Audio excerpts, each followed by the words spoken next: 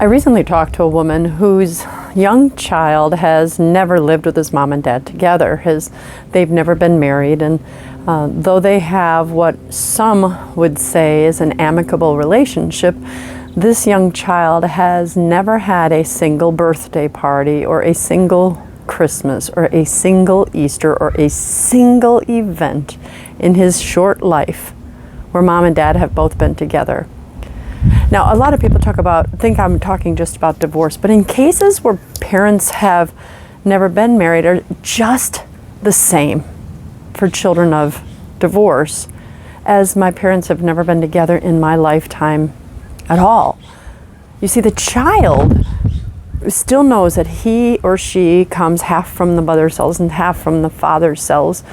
And there's this innate desire to have mom and dad together, whether you think so or not, or whether your child admits it or not, or whether you even ask your child and they say, oh, I'm fine. Because I've done that. When you probe more deeply, you find that that desire is real in every one of us.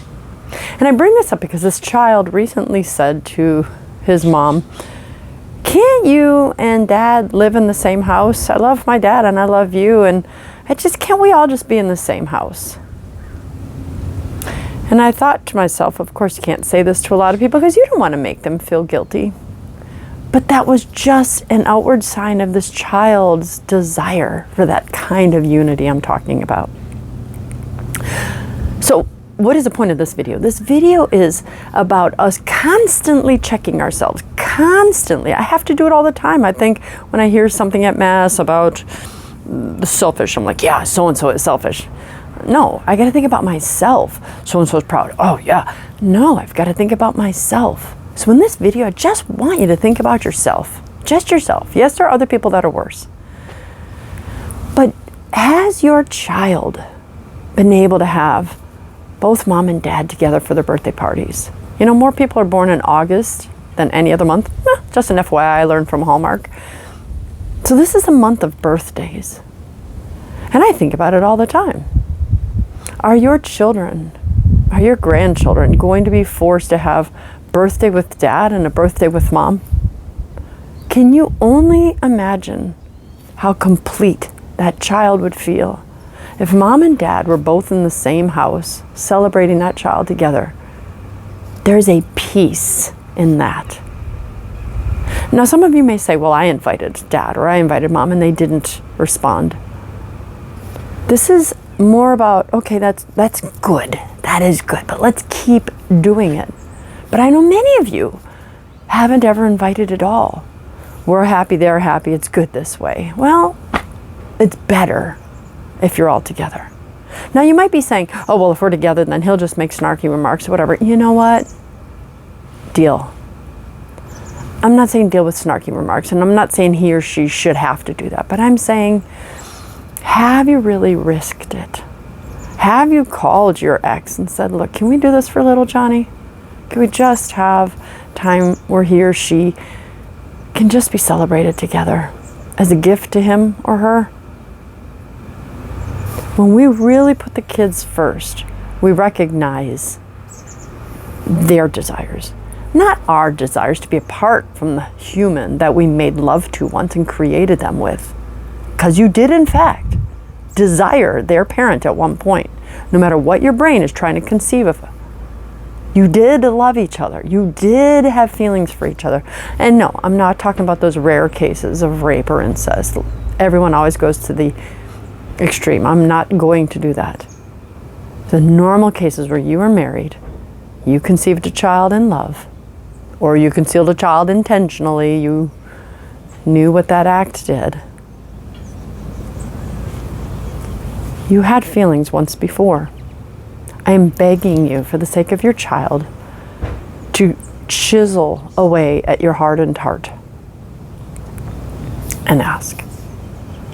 Now, there are some of you watching that I know have said to me, I have tried every year. I know some of my clients, their spouse has forbidden them from seeing the kids. They've manipulated the kids' minds. I think of one particular person, kids are 16 and 12 or something like that. And now the kids are saying, Dad, I don't want to see you. Dad, I don't want to see you. And the kids used to love Dad. Why is this? because the kids are spending just time with mom.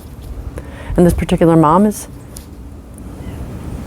I don't want to say, but there's this perception that she's twisting them, because how do kids go from always loving dad who hung out with them to now I don't want you, don't be around, and I don't want to talk to you, and you have to go through the court system. So I want to talk to you separately. Heck, I should make 2 separate videos, but I'm just going to make this into one. I've worked with one too many men, and it's mostly men. I can't think of any women I've worked with in this particular situation where this did happen to them. It's like, I wanted to be at the birthday parties. I wanted to celebrate with my child. I wanted to be there. And my wife has made it so I can never be there. I can't even see my kids. And I'm just gonna not. I'll just wait until they're adults and they reach out to me. And I say to them, don't wait. Even if your kids hurt your feelings, I don't want to be around you, Dad. When they become adults, you will need to prove to them, I never gave up on you. I never gave up on you. Provide for them the stack of letters that you wrote every year. Provide for them examples that every single month I tried to come visit you. Every single year I tried to do this. I wrote you daily. My cell phones, my texts were blocked. When they become adults, to be able to say to them, I did all I can do, because many of these children have hardened hearts and they get angry at that parent who wasn't around, as if it was that parent's fault. So make sure you can chisel away at your hardened heart. Well, they don't want to see me anyway, so I'm not going to do it. Put aside that hardness and you keep trying, so that when you answer to God one day, you can say, I kept trying to see my children, and even when I was 50 and 60 and 70 years old, I never gave up.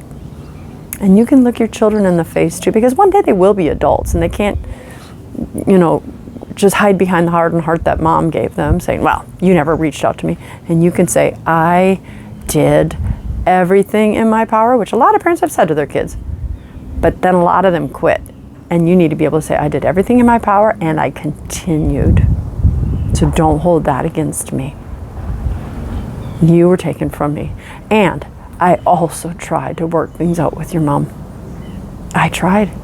And I will still try. And I'll still be with her now. Women, same things. I tried to work with dad.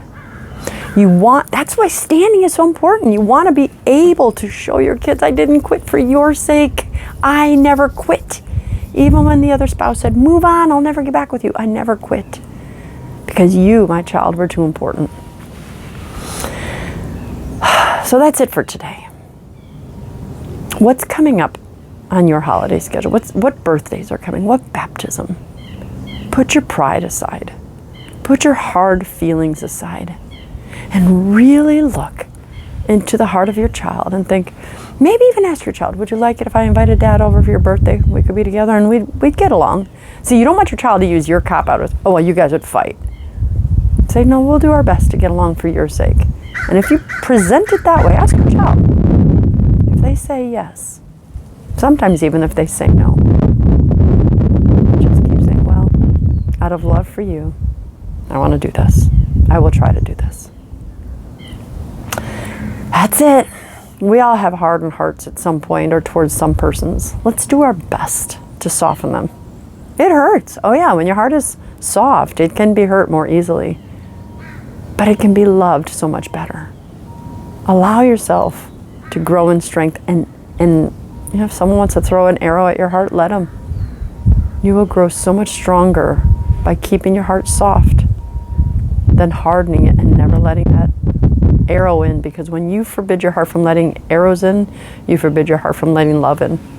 It's not good.